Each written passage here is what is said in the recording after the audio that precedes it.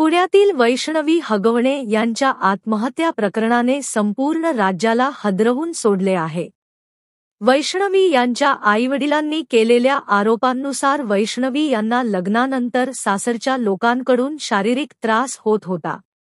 हुंड्याच्या मागणीसाठी त्यांना सतत मारहाण होत होती. वैष्णवी यांच्या आत्महत्येनंतर त्यांचा दीर सुशील हगवणे आणि सासरा राजेंद्र हगवणे फरार होते. मात्र आज पिंपरी चिंचवड पोलिसांनी सासरे राजेंद्र हगवणे आणि सुशील हगवणेला स्वारगेटमधून अटक केली आहे. गेल्या 7 दिवसांपासून ते फरार होते.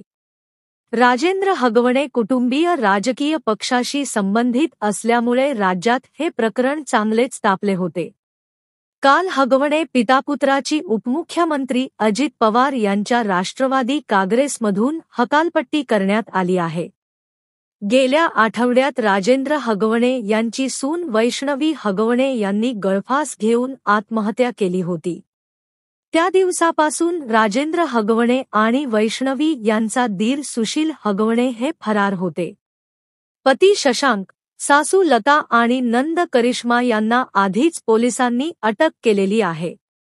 त्यांना 26 मे पर्यंत पोलीस कोठडी सुनावण्यात आलेली आहे.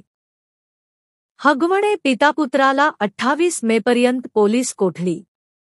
जमीन खरेदीसाठी माहेरहून 2 कोटी रुपये आणण्यासाठी सुनेचा शारीरिक आणि मानसिक छळ करून तिच्या मृत्यूस कारणीभूत ठरल्याच्या प्रकरणात पसार असलेले राष्ट्रवादी काँग्रेस, अजित पवार पक्षाचे मुळशीचे माजी तालुकाध्यक्ष राजेंद्र हगवणे आणि त्यांचे चिरंजीव सुशील हगवणे यांना प्रथम वर्ग न्याय दंडाधिकारी एन.एच.